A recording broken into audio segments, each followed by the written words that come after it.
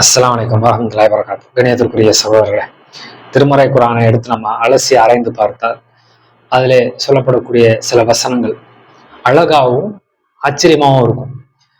உதாரணத்துக்கு நமக்கெல்லாம் தெரிஞ்ச வசனம், ஹஸ்புல்லாஹ் வ நிஅமல் வக்கீல், எனக்கு பொறுப்பேற்றுக் கொள்வதற்கு அல்லாஹ் போதுமானவன்.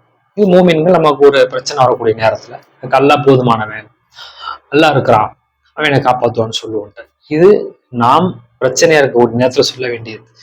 ஆனால் இன்னொரு இடத்துல அல்லாஹ் சொல்றா பாருங்க, உமைய தவக்கல் அலல்லா, யார் அல்லாஹ் மீது தவக்கல் நம்பிக்கை வைக்கிறார்களோ அஹுவ ஹஸ்புஹு, அவன் அவர்களுக்கு போதுமானவன், பொறுப்பேற்றுக் கொள்கின்றான் அப்படின்ட்டு.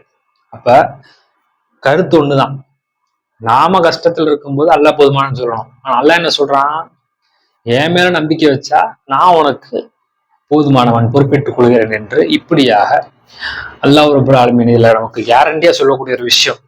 எத்தனையோ கேரண்டி சொல்லுவாங்க, நம்பினார் கைவிடப்படார் அப்படின்னு சொல்லுவாங்க. அது மாதிரி அல்லாஹ் இப்படி கருத்து, அவனை நம்பினால் நமக்கு எந்த கட்டத்திலையும் நம்ம கைவிடப்பட மாட்டோம்ன்றது அழகான முறையில ஹஸ்புல்லாஹ் வ நிஅமல் வக்கீலையே உமைய தவக்கல் அலல்லா வஹுவ ஹஸ்புஹு அப்படின்ட்டு அல்லாஹ் சொல்றான். அப்படின்னா முக்கியமான ஒன்று தவக்கல், நம்பிக்கை, விடாத மன உறுதி கொண்ட அந்த பிரார்த்தனைகள் நிச்சயமாக நமக்கு கை கொடுக்கும். அப்படிப்பட்ட மக்களாக குர்ஆனை படித்து அவருடைய வசனங்களை ரசித்து அதை ஆழமாக உள்வாங்கி பின்பற்றக்கூடிய மக்களாக அல்லாஹ் நம்மளை ஆக்குவானாக. யாருமே இல்லைன்னு நினைக்கும் பொழுது நம்ம நினைக்க வேண்டியது ஹஸ்புல்லாஹ் வ நிஅமல் வக்கீல். ஏன் அல்லாஹ் சொல்றான், என் மேல நீ நம்பிக்கை வச்சா உனக்கு நான் பொறுப்பாளர் என்று. அப்படிப்பட்ட வல்ல நாயகனை நமது பொறுப்பாளனாக ஆக்குவோமாக. அஸ்ஸலாமு அலைக்கும்.